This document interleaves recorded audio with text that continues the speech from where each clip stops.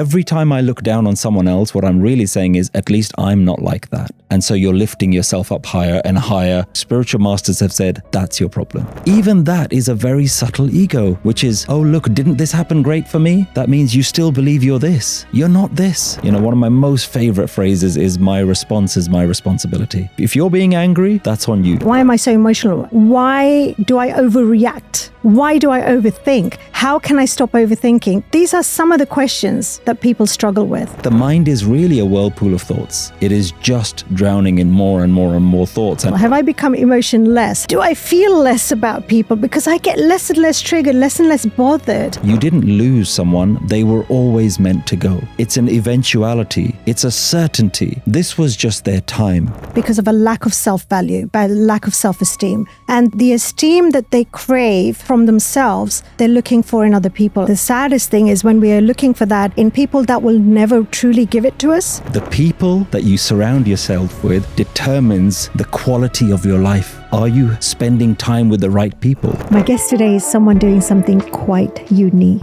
He's blending timeless Sikh wisdom for the modern mind. Satpal Singh is the founder of Nanak Naam, a non-profit organization and a YouTube channel that's reached millions globally, a lecturer in Gurmat spiritual philosophy, and Gurmat means wisdom of the Guru, Guru Nanak in this case. He specializes in non-duality and mindfulness practices, weaving Sikh teachings with deep emotional insight and inner stillness. With well over 20 million views and 2 decades of experience teaching around the world, Satpal shares the truths of Guru Nanak in a way that's grounded, relatable, and easily accessible. His work speaks to seekers, skeptics, and the spiritually curious alike. Today, we'll be learning about the practical tools that he offers to go beyond the mind and awaken the peace and wisdom of your own inner guru, even in a chaotic world. Satpal, welcome. Namaste. Thank you so much for joining me today. I'm really grateful you made the trip. Oh, it's my pleasure. Thank you for having me. Yeah, I was just saying to you before we got started that your YouTube channel is doing really well, Nanak Naam. So congratulations on that. Thank you. And I can see why. The information that you bring, the knowledge that you bring is so valuable for the kind of challenges that people are dealing with today. And I'm going to ask you a few questions today that, you know, are some of the most problematic for people if you look at search numbers and so on. But the thing that you do really well, and I think you and I have a real alignment with, is that you take what has been known for a very long time, ancient knowledge, and you bring it in a way which people can relate to in a very chaotic, modern environment and with the kind of issues that we're dealing with today. So that's the real value. That's something I do, and I'm really, passionate about that, because I think if you have knowledge, anything that's useful, it must be accessible quickly for people to be able to put to use. I totally agree. For me, the whole focus is there's no point you knowing anything if you can't share it with the rest of the world. And in our tradition, we have this very popular form of service, which is where we have open kitchens, and we open our kitchens and we allow it to, in every sacred place within the Sikh tradition, you give out free langar and free food for people. And I always say, well, this is kind of like mental sustenance. As well as giving out food to people, we should also be sharing wisdom with people. Absolutely. Really agree with you on that one. I know, of course, the Sikhs are so well known for the beautiful langars that they put on, The question that I want to ask you, and I maybe it's one that should come at the end, but I'd like to begin with that one, is that when people that are listening to this have been, doing so much work on themselves, whether it's through therapy, whether it's through meditation, whether it's through trauma, healing, and so many different sort of meditation apps on the market today and so on. And yet they find themselves in a loop. They haven't yet managed to resolve a pattern, that keeps bothering them. What is it that has that happen? This is one of the key reasons why almost about 15 years ago, I started doing the work that I did, which is that I realized and I recognized that there were so many people who were hungry for some sort of spiritual connection, something filling a void within themselves. And the way that they would do it was they would go and look for practices.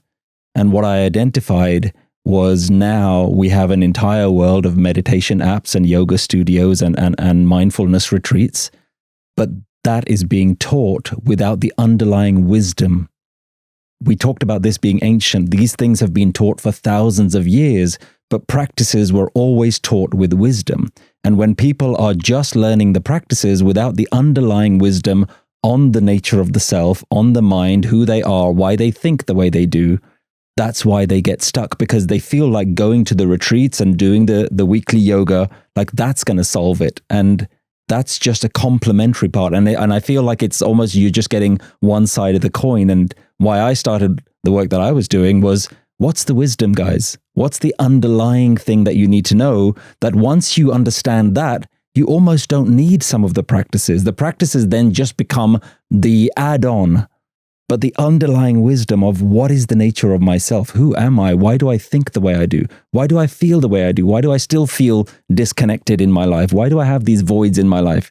Why is it that nothing that I do on the outside seems to fill this void that I have on the inside? So I think people are still losing touch, even though they're doing all these practices. They just don't have the underlying teachings.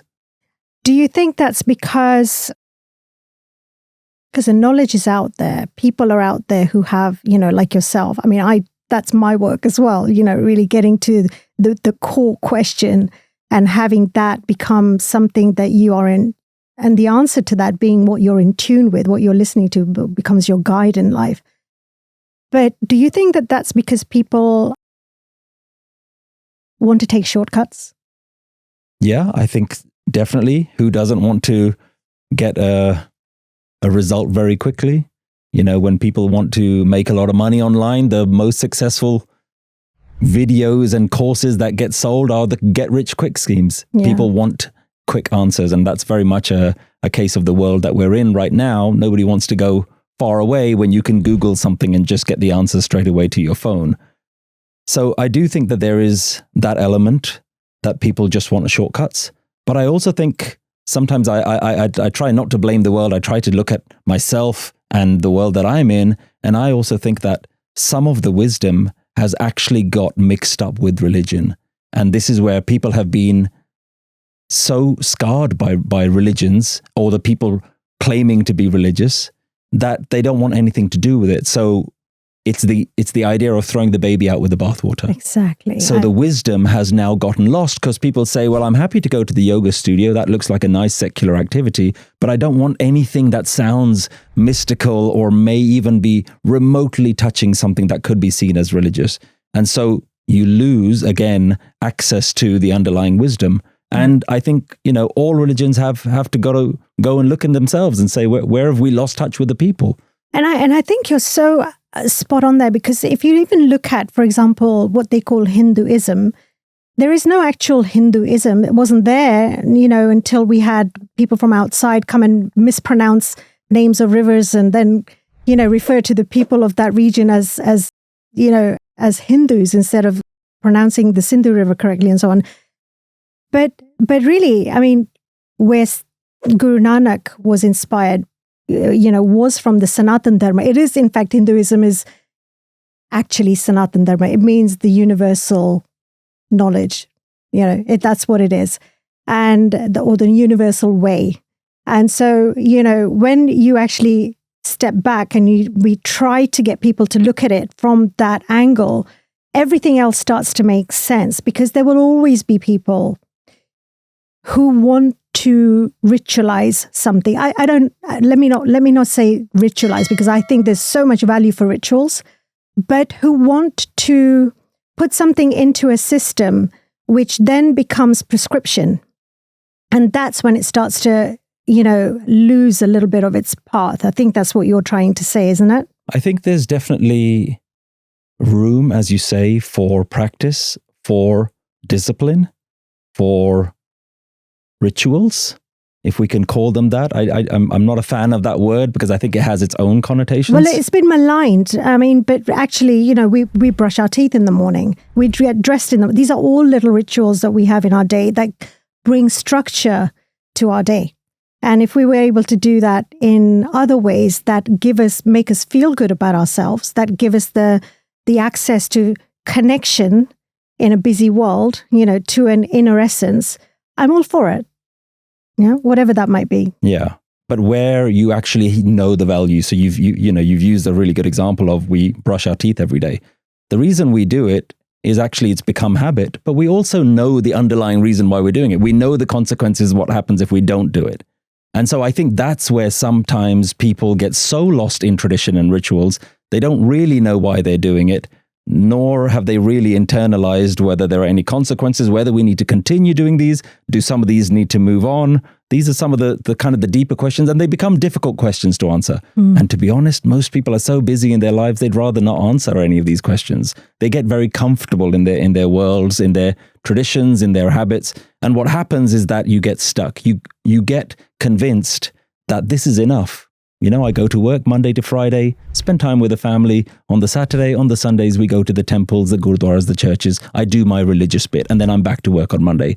And you can't blame them. They've got so many things going on in their lives. Who's got time to internalize? I think you and I are quite fortunate that we do what we do, that we actually get to internalize and think about things and analyze and critique traditions and embody these things, actually make them into an integrated part of a way of life, and I the idea that also there is this external element, people looking in to you. So, for example, if I go to the Gurudwara, if I go to the temple, if I go to church, or do something whichever community you belong to will kind of look on you and say, oh, yeah, staying in line, doing the right thing, then that's kind of almost good enough as well. And there's a social element to it. So all these things get conflated and collapsed into one. And what gets missed out is the question that you were mentioning at the very start, which is, who am I and why am I here? Why am I here is a question that we also want to be asking. Why has my soul brought me here at this time? And what does it want me to know and learn? What would make this journey so rich that I can earn money and do all the things that I do? But then there's an added dimension to it that actually drives how I earn money, what I do to earn my money. And then once I've earned it, well, how do I spend that? What do I do with my life? What's the thing that really makes me feel like I've found my purpose? Yeah. And I think that's what a lot of people are really struggling with these days. Do you think that's why that sort of discombobulation is a word that I really like, that kind of non-alignment with that inner essence is why we tend to overthink, we tend to take things personally, we tend to be over emotional when we have issues. So one of the things that the internet is rife with is, why do I take things so emotionally? Why am I so emotional? Why do I take things so personally? Why do I overreact? Why do I overthink? How can I stop overthinking? These are some of the questions that people struggle with. These are really important questions, because what people are really asking is, why do I experience suffering? And the greatest masters have been able to summarize all of these emotions that you've just said into a beautiful term, which is suffering. You're suffering in some way. The only reason we ask that question is, underneath it all, it doesn't feel good. We never ask, why do I feel so happy today? Why am I so excited? Why do I feel so much love when I'm around the people that I am in love with? We don't ask those questions because it doesn't hurt. But some of the underlying emotions around fear, struggling, overthinking, anxiety, is they know that there's something that doesn't feel right. And I think that's such a beautiful gift that nature has given us, is that inside you know when things don't feel right. And that's a big red flag straight away, saying life is not meant to be like this. You're not meant to experience these emotions. And if you do, they are a telltale sign that something hasn't gone right. Something's gone wrong. And so that's where I feel the real power of these spiritual teachings are, where the masters have been able to explain to us, there, that feeling right there, pay attention there. Something is showing you that you're misaligned. And what they say time and time again is you have sold your happiness to something on the outside. Exactly. Something else you were relying upon to give you an inner state of peace. And as soon as you don't feel that inner state of peace, you know it. It's very clear that you don't feel it, but you don't understand why. And the masters have said, oh, because you thought something out there was going to fix something in here, and that's never going to be the solution. And isn't that interesting that the people we look to for feeling good around are often people we don't feel good around, and yet we don't want to acknowledge that that is causing us so much consternation, so much pain, so much, suffering, because there is some misalignment with where you need to be, what you are being called into life to do and follow and experience. And yet it's more important to be approved of by a certain group of people. That could be whether it's family, that could be whether it's you're attached to a certain group by way of friends or something in society that's making you behave and make choices that really in the inside are just causing you so much anguish. Why do we do this? There's a beautiful phrase in the Punjabi language that says, Jaisi sangat, taisi rangat. Yeah. And it means the company you keep determine the color of your life. Yes. The people that you surround yourself with determines the quality of your life. And so it's so fundamental that are you spending time with the right people? Because they're going to rub off on you. Whatever their thinking is, whatever their priorities are, whatever gossip it is that they're saying about other people, whatever motivations they have for their life is going to rub off on you. So one of the most important things that we can do is start to critique, who are the people that I'm hanging around with? But you only can do that if you've got a very clear idea of which direction you want to go in life. And are these the people that are going to help me go in that direction? And there's the Pandora's box you're asking to open, right?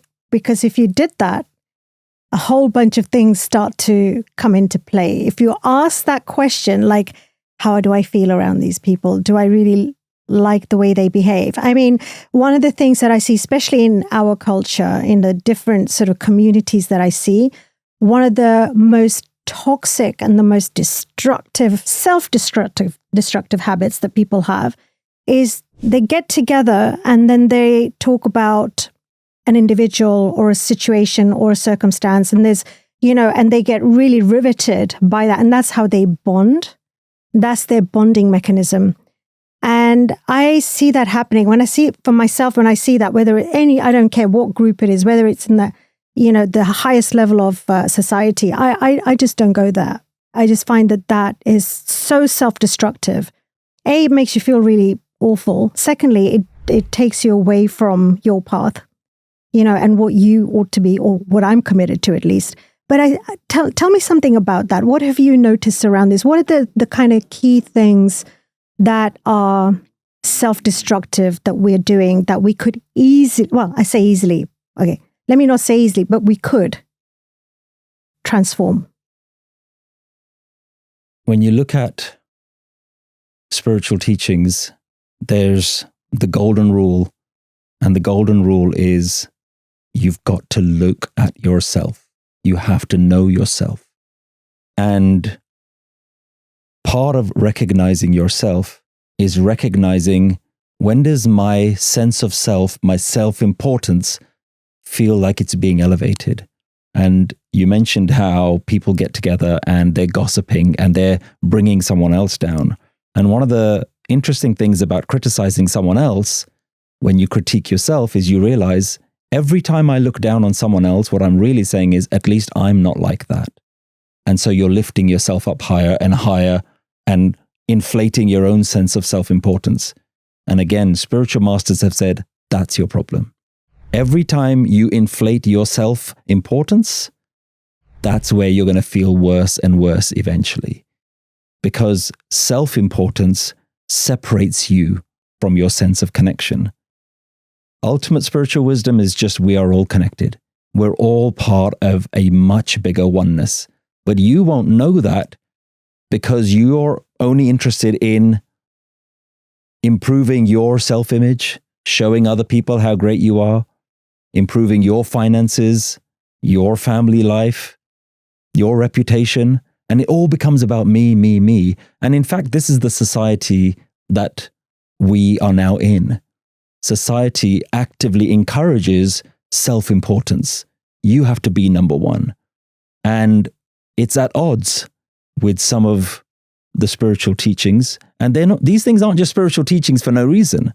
These are tried and tested pieces of wisdom that have survived humanity for thousands of years. And this wisdom is constantly telling you, if you want to know what you're doing wrong in life, just constantly ask, am I trying to inflate my self-importance, my ego?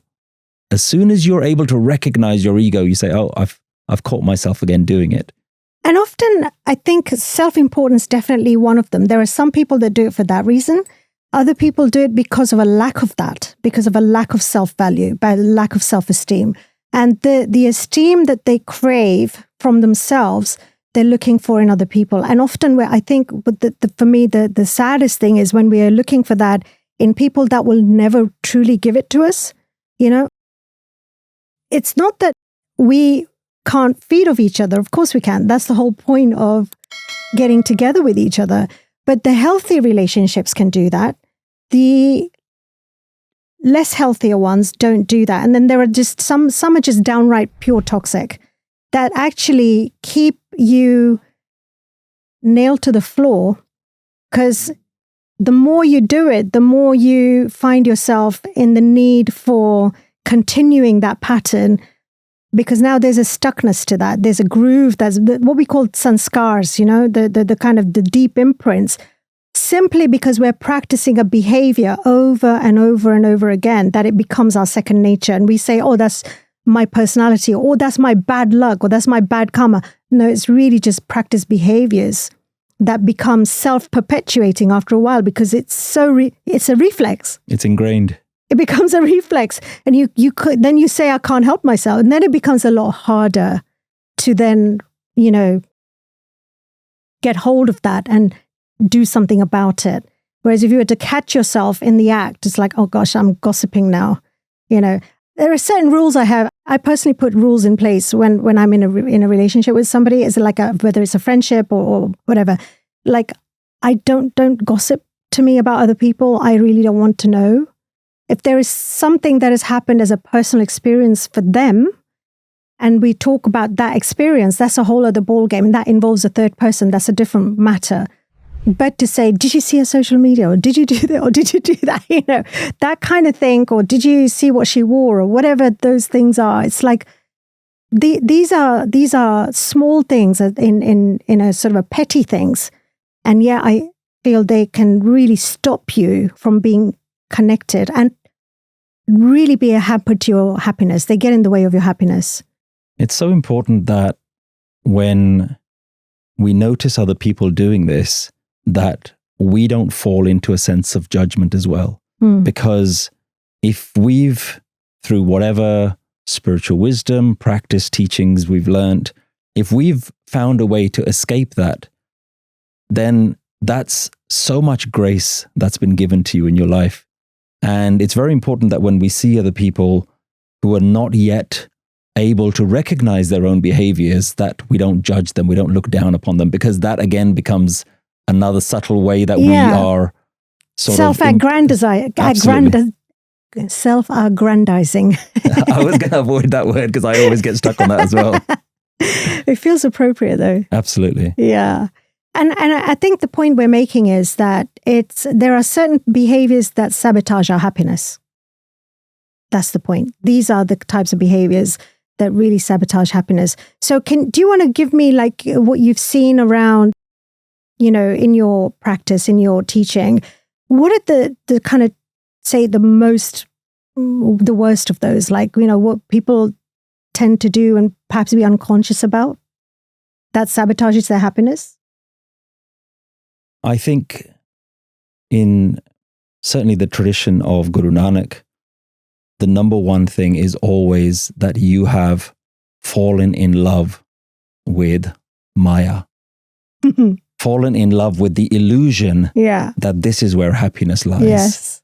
And what happens with that is that you create a sense of attachment. I love to use the example that attachments is a spiritual phrase for simply meaning that I'm grabbing too many things in life. And I really just want to hold on to this world that I've built for myself. This is my house. This is my family. This is my job. This is my reputation. And so you create these millions of arms holding on to all of these different things and saying, I've just about got my life in order now. Don't let any of these move. And as soon as one of these things, which is never going to last, none of these things that you hold on to in life are ever going to last. Eventually, as these things start to fall, that's when you crumble because you don't know how to deal with this thing. And I think the example is what works really well. It's like you're building a home out of a sandcastle. House of cards. Absolutely. A house of cards or a sandcastle, something that is never going to last. So the biggest way that we fall again and again and again is we hold on to something, an idea that something on the outside is going to last in some way. And when it doesn't, when life naturally gives you a wake-up call that says, nope, that wasn't going to last, you don't know how to deal with that. And we do that in every aspect. Our finances, our family, our home, our body, our health, our age, nothing is going to last. And you hold on to all of these things in the hope that this is, as long as these things don't change, my life is stable. And if you can find stability on the inside and not rely on the outside, that's where you learn to elevate yourself. And yet those things are the ones which require so much courage. And what I've seen is, for myself, is that the path requires you to make choices which other people may not necessarily understand, much less agree with, and definitely not support you in that journey. The people that you may want that from, often that's our closest people that we've grown up with and so on. And that is the thing that I see that stops a lot of people from doing what's required, because that journey inward is a solitary journey. It's not a journey you can take other people with you on, not till much later anyway, when you're able to share it in a way that's useful for other people for their own journeys. But that's the challenge, isn't it? That's why they call it self-discovery. Yes. You've got to go and do the hard work yourself. I use the example that you can only read so many books about how to swim. Yeah. And at some point you've got to get in the water yourself, and nothing that anyone else says or does replaces the learning that you get from just getting in the water and moving your arms and legs and trying to get to the other side. And going within yourself is very much that. And other people might not understand it.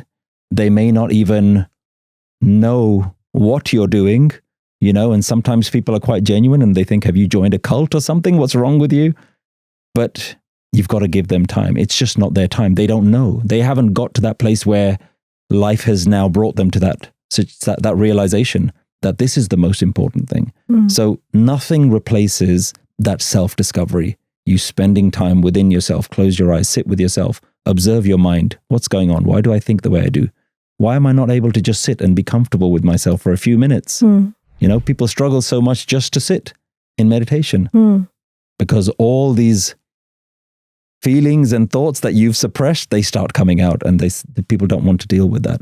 Yeah. It's not an easy thing to do. It's not an easy path. It really requires a lot of resilience, a huge amount of self-belief, but also the ability to be on your own without the loneliness. So kind of really sitting at, as you say, when you are even not in meditation, but just on your own around the place, let's say in the house or on a trip somewhere by yourself, the challenge is that we haven't got the tools to be able to relate to ourselves in a different way other than when we are around other people. So, and one of the things that starts, why we keep busy with people and things and life is, I think partly it's because we don't want to hear what's wanting to be heard. That's uncomfortable, that's painful, that's very deeply buried. Sage Patanjali, he said, Yoga's Chitta Vritti Nirodha. Now, that's just the second sutra of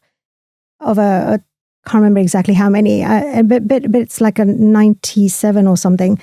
And just a second, the first one is, and now it's time for yoga. Meaning, it's not just time for yoga, but it's the time for the discipline of yoga. He uses the word anushasan, which is discipline.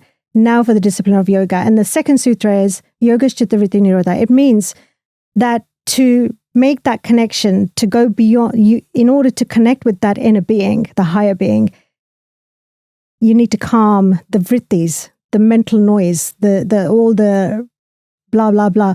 And if you're able to do that, to calm the whirlpool of the mind so that you can see what's lying beyond that, the real you that's lying beyond that. Simple sutra, 4 words, but it is just incredible as to what you're saying. That's the whole deal. That's the whole yoga, Do you not think that the way that we live our life is more conducive to adding to the whirlpool of the mind, all the chaos, the kinds of behaviors that we've just talked about? That adds to the whirlpool of the mind, and therefore you get stopped from seeing what's beyond that. I love the analogy of it being a whirlpool because it is just circular and you're just drowning and getting deeper and deeper and lost in it. And the more you get lost into the whirlpool of the mind, in fact, the mind is really a whirlpool of thoughts. That is what the mind is. It isn't an object in its own right. It is just drowning in more and more and more thoughts. And every thought leads to another and another and like another. Like the ocean with the waves. Absolutely. Keeps churning. Yeah. And then you end up with just this becoming the norm. This is how I think. And you only have to notice your own mind first thing in the morning. And I think this is why spiritual wisdom always recommends wake up early and just kind of give yourself a little bit of time. And as soon as you wake up, notice what happens. I find that my mind acts like it's already late for 10 things. And you wake up in the morning, I've got to do this. I've got to make sure did the kids wake up, get them ready for school? Did I answer that email that my manager sent? Like all of these things and this becomes habitual. This just becomes your life. And nothing substitutes a little bit of practice that just says, it's okay, I can deal with those later. Give yourself some time. I love this phrase I say to people, when they say, what's the one thing that you recommend? I say, practice peace.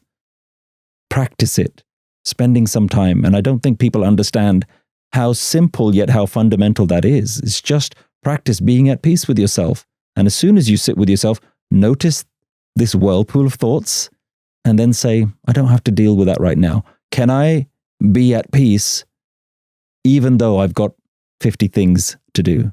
Do you think that's because actually the concept of peace is a mere concept, that the experience of peace for many people, for many of us, is actually not an everyday occurrence? It's a very rare occurrence. And when it happens, do we recognize it as a state of peace? I say that everybody knows the experience of peace.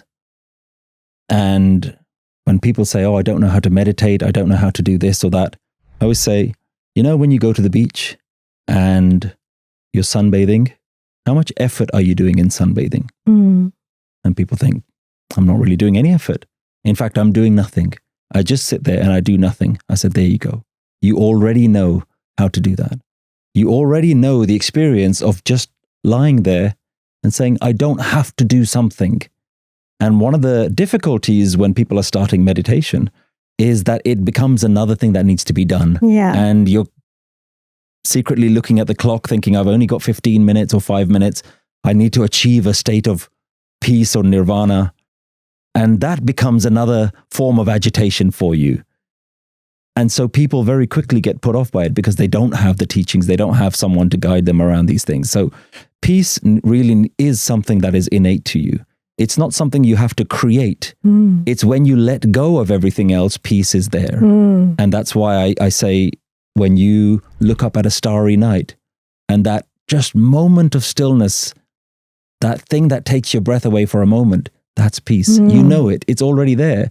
It wasn't created by the stars. When you're out in nature and you come across a magnificent waterfall, that moment of just something taking your breath away and you're going, wow. And you're still, the mind is empty for that one moment that you're looking at something so beautiful. Inner peace, meditation, is when you can experience that by looking within yourself. And it's there. It's there for every single person. And you know, we also know situations or moments, I'm sure you've had them, when you do look up at the stars and when your mind is whirling around, you know, it's not there, it's not present, it's somewhere else. That opportunity gets missed. But you could be in a traffic jam and you can be at peace with that. I always say from the breath, because the breath's with you the whole way through. Just focus on the breath. 5 breaths, simple.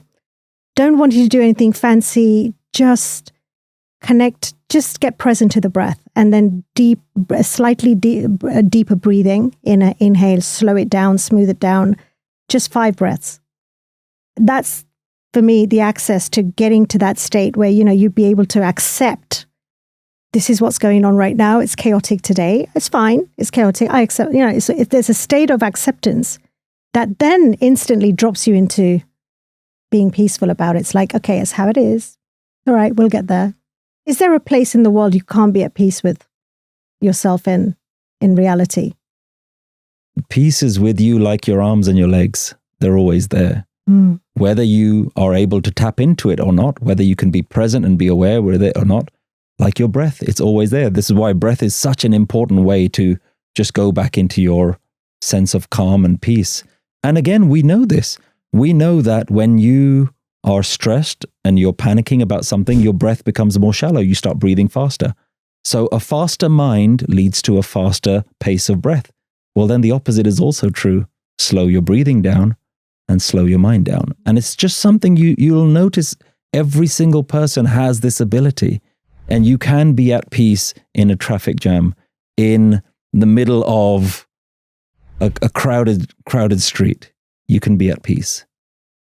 Now, it's easier said than done. It does need practice. It does need you to be conscious, but it's there. It's for everyone. And I really laugh when someone says, you know, I've tried meditation. It's not for me. You know, it might work for other people, but I tried it. It doesn't work for me. And the truth of the matter is, you just need to learn what works for you. And there isn't just one form of meditation. That's there isn't the just point, one thing. Isn't it? There are so many different types. I always say that if you ask 10 people how to lose weight, they'll give you 10 different answers. Yes. And none of those answers are wrong. You've just got to find the one that fits with you and your lifestyle and your temperament. But they're all there. They're all open to you. And this is the beauty of it, is that the sages over the years have given us different types of meditation, so that different types of people, it can resonate with different types of people. And that's really what it comes down to. And I find the more I meditate, the less I need to meditate, in a sense. Absolutely. Would you agree with that? In the tradition of the Sikhs, the prominent form of meditation is to chant, is to recite something as you're going about your day. And what you realize is that you become so familiar with the state of peace and presence that comes from that chanting, is that you then realize it's there even though I'm not actively chanting any sort of word. And that's called from jaap or japa to ajapa jaap, where it is happening without the actual chant itself. Yeah, you've embodied that. You've integrated that into yourself. I had that experience recently in a yoga class. Okay, so I practice a lot, and virtually almost every day, I think. And we were deep in a chant, like a long ongoing thing. And I have to say, oh my God, I felt so good afterwards. Like, we do it all the time. And I felt so happy afterwards, so peaceful. not rah-rah, but just like, oh, I'm so happy to be alive. And there's just something about the vibration of word, you know, the word itself, whichever you may be chanting. And if you follow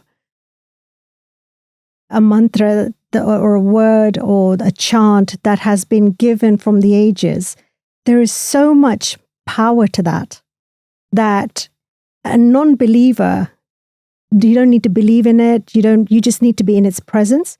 And the kind of classes I'm practicing in are very, very international. They're like, couldn't be more diverse, from people from so many different backgrounds, nationalities, everybody ekagrat, absolutely one, focus, totally in their own, realm. And I just thought, is there anything better than this? Like, could there be anything better than this to get you into, when you can't do it for yourself, for example, to be able to do it with a group of people that really love what they're doing? But when we're talking about mantra, chanting, jaap, and so on. And that you're absolutely right. Then they go to that other state where even when you're not in class, when you're walking around, it's working on you. You're not working on it. It's now working on you. What I love about mantra as a meditation technique is that you really can take it with you anywhere. And it actually works with the mind. So you're not trying to silence the mind with a mantra. What you're simply acknowledging is the mind is always saying something.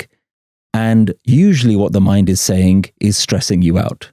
Usually it's not putting you in a comfortable place. So the magic of having a mantra is the masters have simply said, I acknowledge that your mind is busy all the time, except you're just saying words of your own ego. Just swap the word out. Interesting. Just give it something else. Yes. And instead of the mantra that you're naturally chanting in your own minds, which every human being does. Mind monkey noise. Absolutely. The mantra is always about me, and my problems and this and that. And I can't believe that this person did this to me and I've still got that to do. That's the mantra that you're chanting all the time. And the masters have simply said, give me that mantra and take this one. Yes. And swap it for a mantra of gratitude. Beautiful. A mantra of just being at peace. A mantra of recognizing the totality, the oneness of it all. And if people struggle with mantra, I always say the simplest mantra to start with, try the word thank you. Just 5 minutes walking around, just the word thank you. Not thank you for this or thank you for that, but just the mantra of thank you. And you'll immediately see how effective it is while you're going about your day-to-day lives. It becomes such a simple 24-hour meditation technique that doesn't even require a studio. Of course, it's more powerful when you're doing it in a community. Of course, it's more impactful when you dedicate some time to doing it as opposed to trying to fit it in with everything else that you're trying to do. But the power of the mantra is simply the fact that it can go with you. And if you can combine your lifestyle as you're walking, that becomes a mantra. Yeah. As you're speaking, that becomes a mantra. As you're just doing your day-to-day chores, stuck in traffic, you'll see your mind is always saying something. Can you just catch it and say, oh, that phrase that's going on, that story that's going on in my mind isn't really putting me in peace right now. Let me just swap it out with something. And you'll notice I don't have to go anywhere. It's already there. I'm just reminding myself of the peace that's innate within me. And what you're talking about is a form of radical acceptance in a sense. Just when we say thank you for no reason, we just really feel that deep gratitude for just pure being alive, or because you can, I find that the seize part, all the things that you're desperately wanting to create and accomplish and do, you're kind of now putting yourself in a state where you can surrender yourself to your higher essence, to your inner guru, to your higher self, and whatever you might, beyond all of that, you may wish to. And I just find that things start to happen. How did I meet you? Isn't that an interesting? We met in a line at the Deepak Chopra. That event was like 100 people or something. Yeah, I think so. 100 people. You were just standing in front of me. And 2 days before, I was talking to our common friend Jatinder, where he sent me a couple of your videos. And I said, I'd really like to get in touch and see if we can have a conversation. And there you were, just there. I could have now said, oh, but I can't talk to him, or is he the guy, or is he not the guy? Am I going to look foolish, you know? But that's how what happens is that the synchronicities start to come up. And things that you have in mind that you might otherwise struggle and strive to make happen suddenly fall into place, and they just happen in a most natural sort of way, organic way. Would you say that thank you is an access to that? Absolutely. And I think that I love this phrase that you use, radical acceptance. Acceptance that life is good. Life is okay. And I can always create a story about why this part of life is not good and that part of life is not good. But when you come into radical acceptance of just life is okay, life is going to flow the way it did. The thing I love about acceptance is that had you got what you wanted, you'd be in acceptance. But had it not turned out, you're also in acceptance. That's what you're practicing. The benefits that you get are not, again, measured by the outside. So whether the outside events turn out your way or not, it doesn't matter, because radical acceptance is that I'm going to train myself to just be okay with whatever life throws at me next. Because I'm not a victim to life anymore. In fact, mantra, one of the things that it does is that it's constantly just chipping away at this idea that it's all about me. So if things happen for you, great. If they don't happen, that's great. In fact, you become so comfortable with life isn't really about me. It's just happening. It's a wonderful thing that's just unfolding. And if it happens to unfold this way or that way, my practice of radical acceptance is, it's okay. This is your grace. And my access to that, Satpal, is my mantra, all is well. All is well. The moment I say those words to myself, especially when I find myself getting caught up in like, why isn't this happening? How, you know, am I trying too hard? Should I be looking for this? Am I misaligned? Am I asking for something that's not really part of my path? Those types of, and then of course you then start to get into that groove, that chitta vritti, you know, that whirlpool of the mind starts to go around in the self-doubt and or whatever else. And at that point, you know, to radically disrupt that flow, then I will say, all is well, and take a few deep breaths and just really put on the music, a little bit of music or something I love, or dance or something that then shifts that vibration so that we can clear that sort of like grasping, wanting, needing, as if it's my life depends on it feeling, you know? And instantly you're standing in the same spot, but you're not the same person anymore. Right. Interesting. The same scenario is now being received in a completely different way. And you're saying all is well. I love the phrase, all is good because all is God. It is what it is. Yeah. Nice. That's nice. I like that too. So really, all of the things that we've talked about so far are the things that get in the way of connecting in a deeper way to the higher being, the inner being. I call it my inner diamond. It's one of the very big themes that I talk about, how I learned to listen to my inner voice. And I called it my inner diamond because it is my treasure. It's never, ever misguided me. Whenever I listen to it, I always end up where I need to be, even when I miss a turn, or even when I miss a stop, or even when I think I'm in the wrong place, I'm in the right place, because something happens then that ends up being why that had to be. So these are the things that we do to ourselves that keep us from being connected to that magical source, you know, of ourselves. Tell me what happens when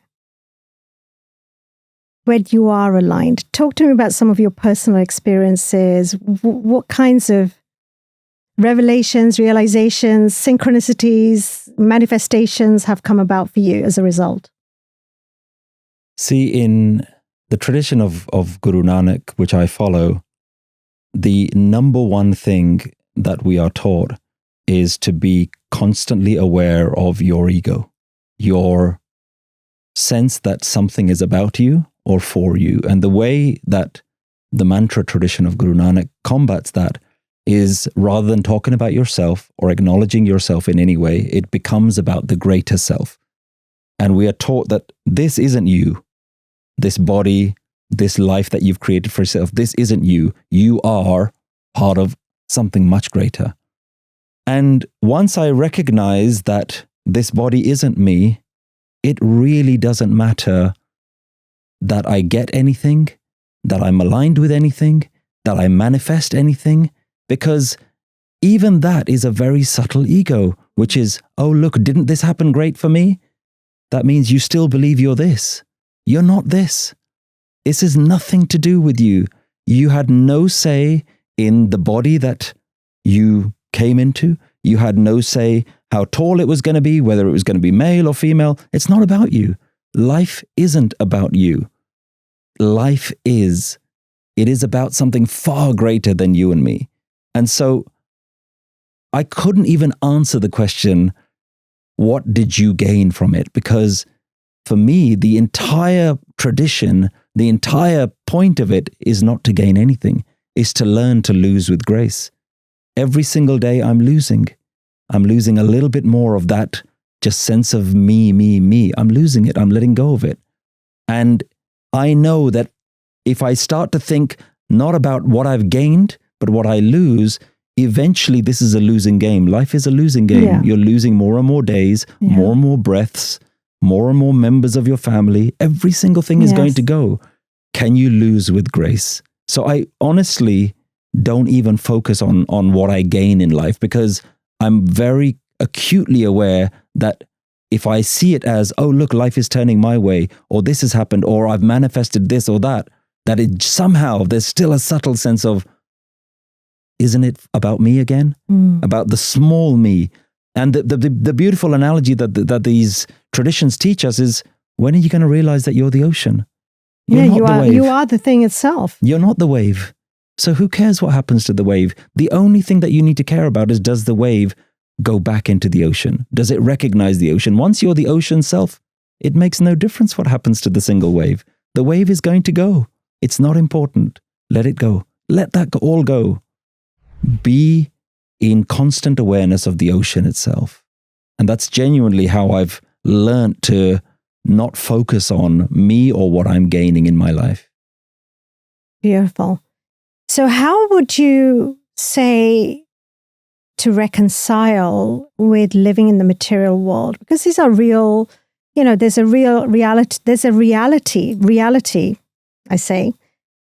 I know that that's not the reality, but it is a perceived reality of the human being that we have created, and we have certain survival needs in a sense. We also have certain things that have brought us into life, whereby there are certain desires that didn't get complete and that are rolling around that somehow need to be set. Of course, there's always going to be more. It's like the ocean itself. There's always waves of desires coming.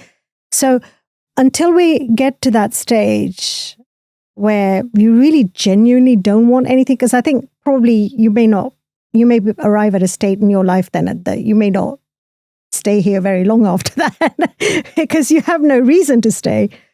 But there is this reality of making life work. So whether it's material, whether it's in a relationship, in a marriage, raising healthy children, contributing to the people around us, taking care of our elderly, all of those types of things are reality. And they do need us to focus on, a certain sort of like earning money or having a certain material resources at our disposition. So given what you just described earlier was a very deep and an innate and an organic state of awakening, of being, I would just say, not even awakening, it's actually a state of being. But people also need to marry that, don't they, with the life that they're in the material world. Well, I don't like to call it it's not my real world, I'll be honest with you. My real world is the inner world. Yeah. But but there is a certain reality. I would tomorrow, if my mortgage wasn't getting paid, that would soon become very urgent, and it would take all my focus. So, and it does take people's focus. I think you've got to find this very beautiful balance between inner serenity, yet still participating in the world. And certainly in Guru Nanak's tradition, he was quite critical of people who would just go and become monks in sitting in caves or up in mountains or in the jungle somewhere. It's a nice escape, huh? It's a great escape. I mean, I don't want to also diminish people that do that, because they also have a role to play, and it's a really valid, deep spiritual path. It's a very hard one, so I don't want to diminish that. But you're right.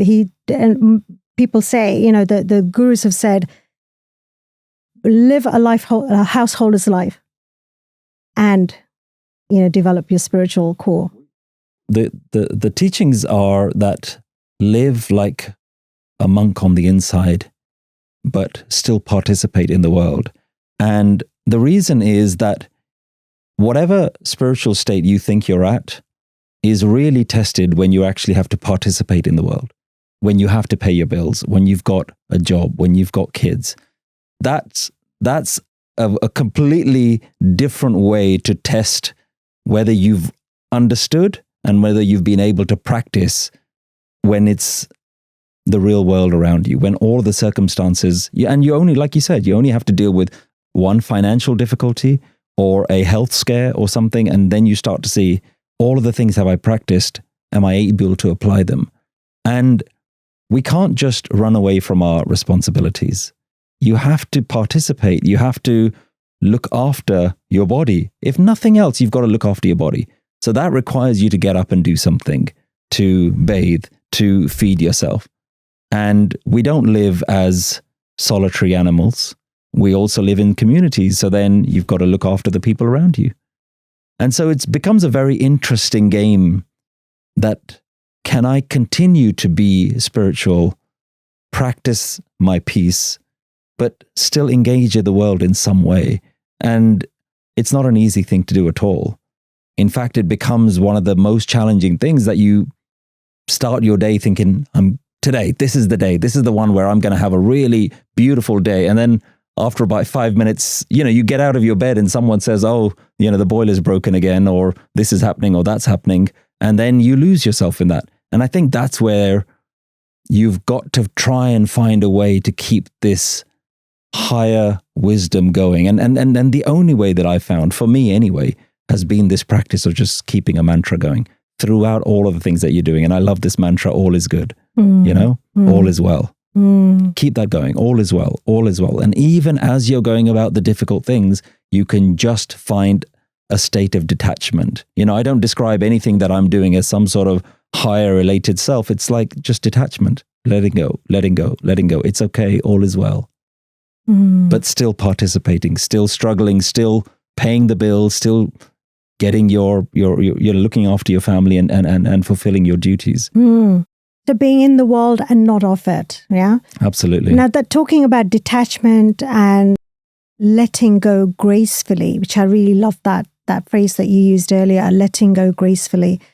It's a particular challenge when people lose someone they're very attached to and they love so much, or somebody that they have always had around, around them for a long time. I mean, I recently had a friend of mine lose her partner quite suddenly. Yeah, they were together for 50 years. And, she and my own father-in-law passed away on Valentine's Day. And, my mother-in-law and he were together since they were both 17, 18. And, it's a very, very, I would say, compelling set of events. And it's not just a mental, emotional scenario. There's also like this physicalness to that connection. When you're used to having somebody around, your neurons are wired a certain way.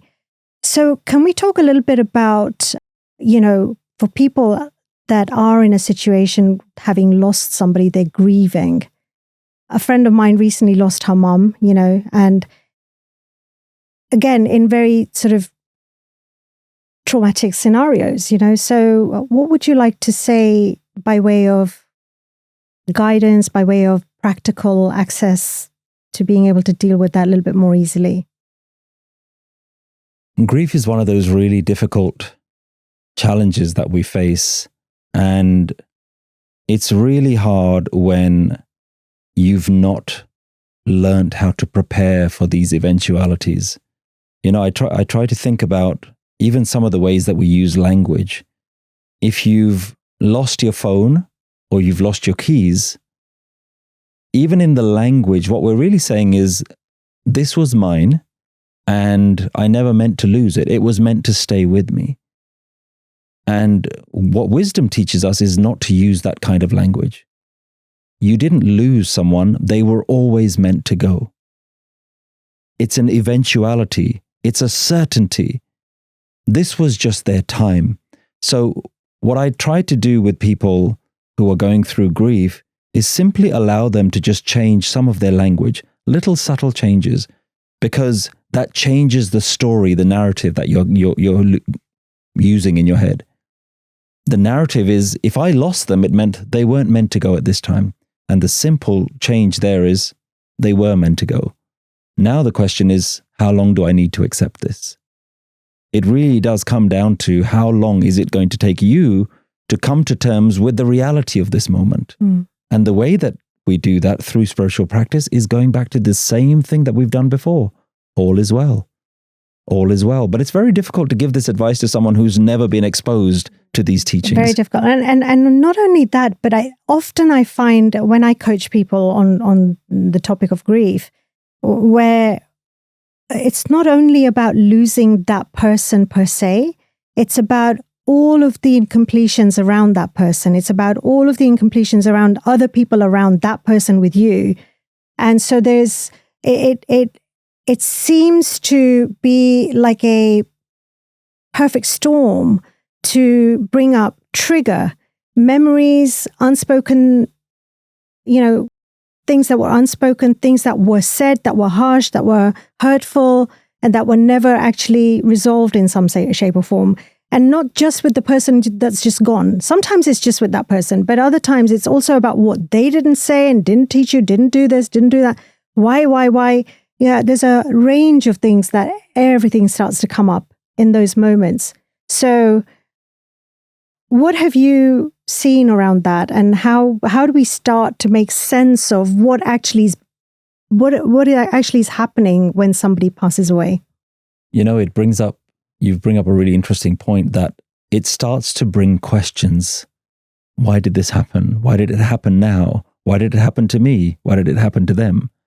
And I find that line of thinking simply raises more questions. There's no answer that you can give to that person that's just going to satisfy all of their questions. So instead, you've got to show them how to get away from their mind. That's just another example of the whirlpool of the mind.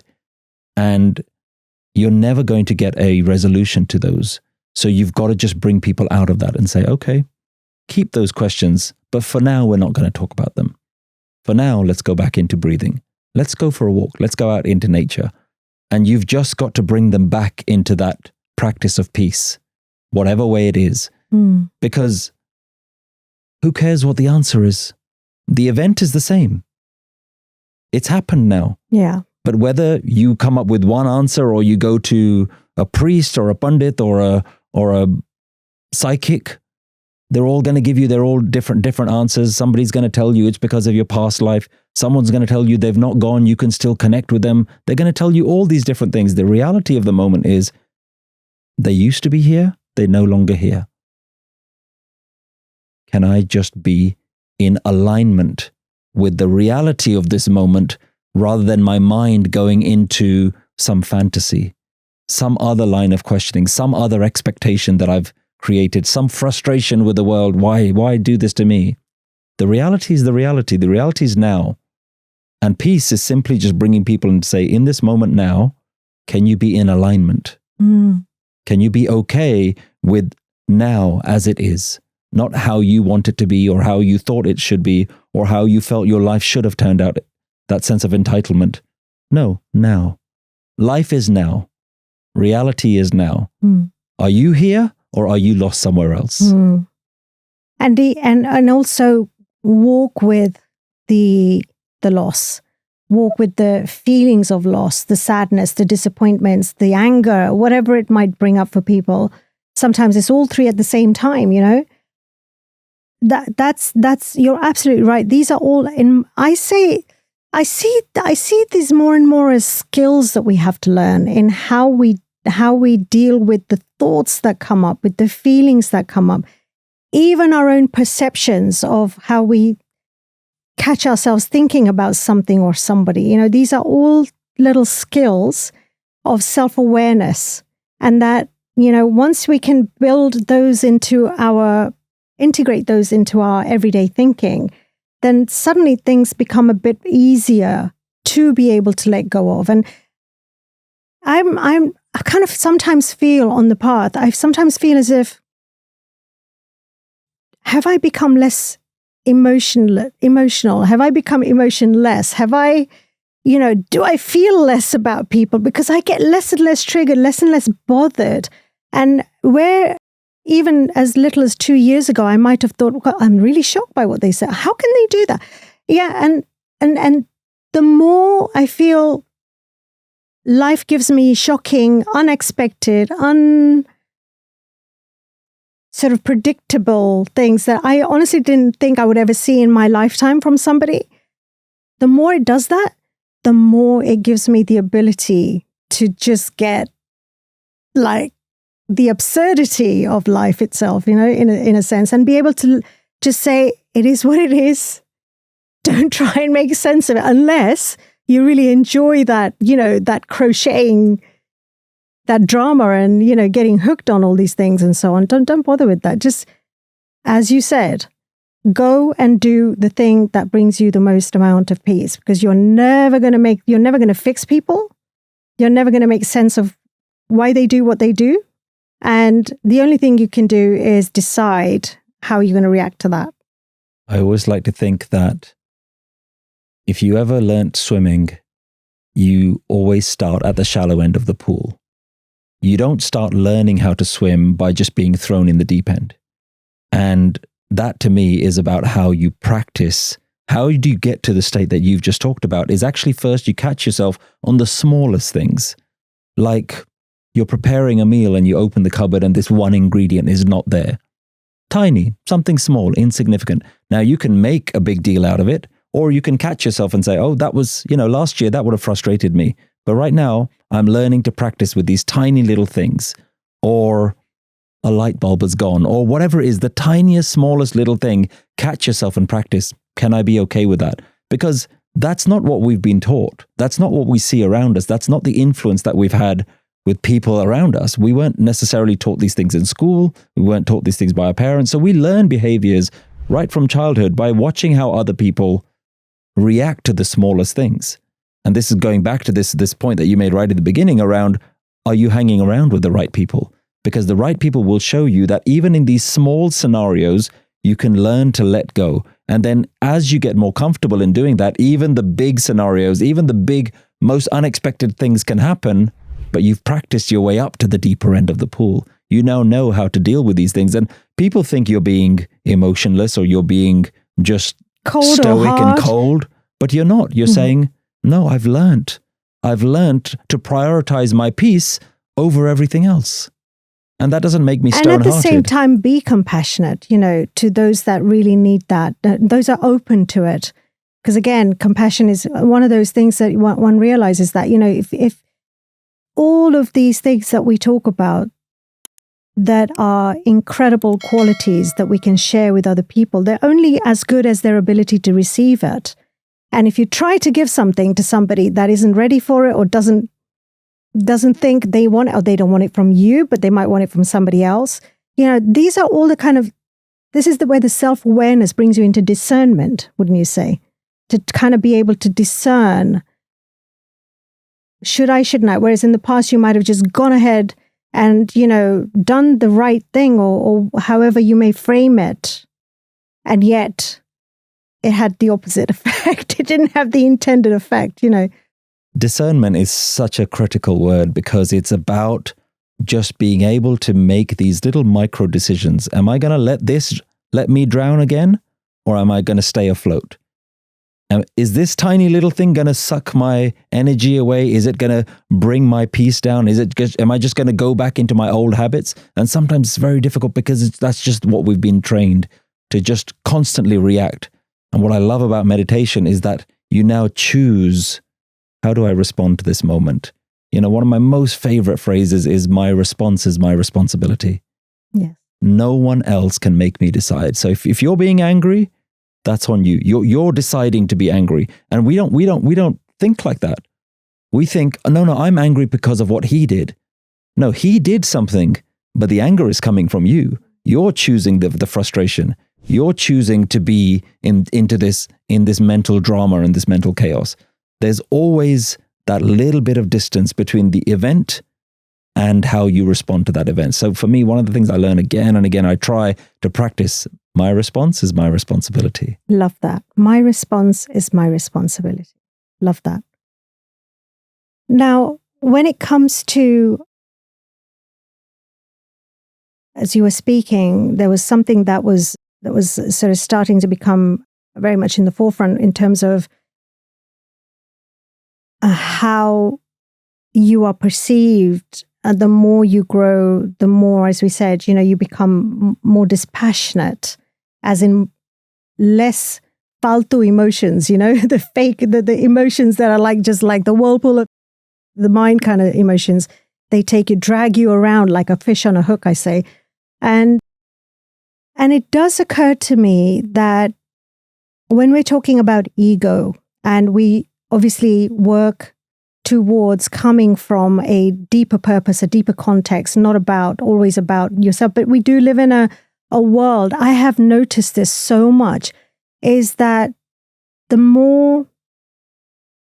less you project your ego onto people, because we are living in a world where social media and personalities, and it's like, the bigger the ego, the more people seem to take notice of you. And yet, the more I draw that in, rein it in, the more I live in my essence, the more I show up as I am, which might not be so shouty and so loud and so like, hey, look at me, it's not that's so not appealing. And yet we have work to do, and yet we have got to accomplish, and we do need to reach people in order that we can share a message we believe is worthy of being shared, right? So there is that thing where, on the one hand, some people will see that as you having more ego because you're not reacting and because you're not doing all the things that you might have done before. And other people who may not know you, they will dismiss you because, you're not of consequence in that world of how projection works. And we still live in a world of projection. Are you with me on what I'm saying about that? I'm trying to make for myself, where I am, is like, how do I have it? Not that I personally don't care in real terms, but then when I look at the amount of effort that I'm making, and I think, well, one thing I would quite like is, if I'm doing something, I'd like to do it well. And I'd like to share it with as many people as possible. And that's not my deal. That's not my jam. That I can do the best job on the planet, but I do need some sort of tailwind behind me of grace to make that happen. Maybe it will, maybe it won't. And I'm still willing to do my work. What do you say about all of that? I can totally relate to where you're coming from, because especially doing the work that we do, that you want to spread these teachings. You want to enrich more people's lives with something that has been so fundamental to changing your own life. And so how do you balance this idea of wanting to share with other people, but then not self-promoting? Yes. And that becomes a very interesting challenge, because like you say, when you look at social media, everybody's self-promoting. Everybody's putting themselves up as an expert of something or a thought leader in some way or another. And you've got to play this game of being out there, doing the work, doing the social media, having a presence online, but making it about the substance rather than about you. It's not about self-promotion for the sake of self-promotion. And people who don't understand that, who don't see it, or will see everybody else promoting themselves, so they put you in that same light. They don't know where you're coming from. They don't know that you're not there to just promote yourself for making yourself feel better. You're there to promote this life-changing wisdom that's available to people. So it is a very interesting game that we play, that you've got to be on social media. You've got to go out there and put these things out there. But you really know that ultimately you're not doing it for some sort of self-gain. You're doing it for the benefit of all. And this is going, it goes back to me where I really do see wisdom as a form of langar, as a form of a free kitchen. I love that. You're just giving mental sustenance to people, and people need it, and people are hungry. Yeah. So yes, I'm going to put posters up, and I am going to promote the fact that this wisdom is out there. It's there for you. It's there for your sustenance. Lovely. For people that don't know what langar is, you get this in gurdwaras, Sikh gurdwaras, where there is free, freshly cooked food for absolutely everybody in abundance. And it's just the most amazing concept, and anyone can go. You don't have to be Sikh to avail of it. There's a beautiful concept. So I completely get what you're saying. Is that's for the body. This is for the soul, I would say, rather than the mind. This is really for the soul, right? It is for sustenance for the soul. Yeah. Love that. So we still have to keep. If it was down to me, honestly, Satpal, I would just be at home. I'd be doing my yoga, and I'd be traveling, and I'd be meditating, and it would all be just, enjoying life to the fullest, and doing what I do when I feel like doing it. But I know that, it's not. Then I know that the day I take my last breath, I will have a regret in my heart. And I wish that I had made more of an effort to do what I could do. Only I could do. You can only do what you do because that's been your path.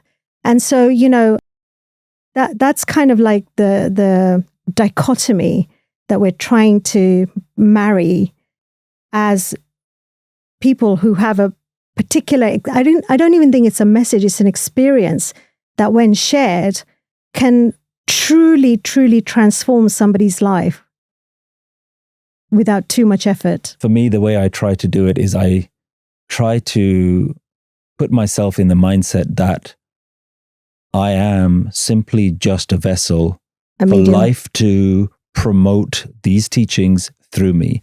And I learned this very early on, that when I would create videos to put on YouTube, for example, my responsibility was the point at which I created the video, uploaded it, and pressed publish. Yes. But life is going to then send it out to whoever needs to. And I only learned this organically by seeing the sort of feedback that we were getting and seeing where this was reaching all over the world, and realizing there was no way that I did that. No. That wasn't me. That was life just sending it to the person who needed to hear it at that point. And yet we still need to learn about algorithms. We still need to learn about how to articulate certain things.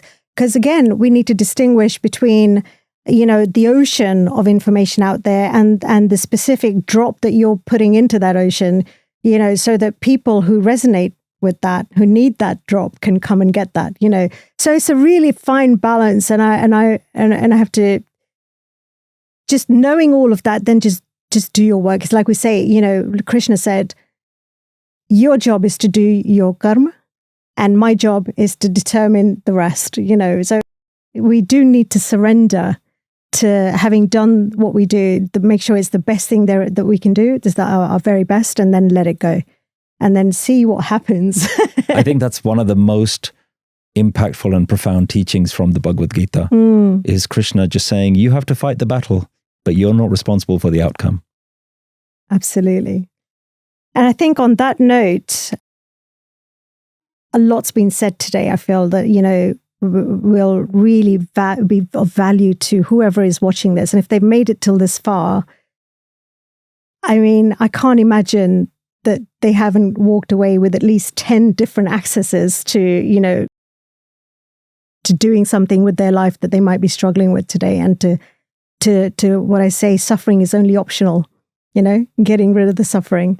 So thank you so much for joining me today. I really appreciate your time and your wisdom and your lived experience, and thank you for sharing that with us. Thank you for the opportunity. Thank you for having me. Yeah, and we'll see you hopefully soon. Thank you so much.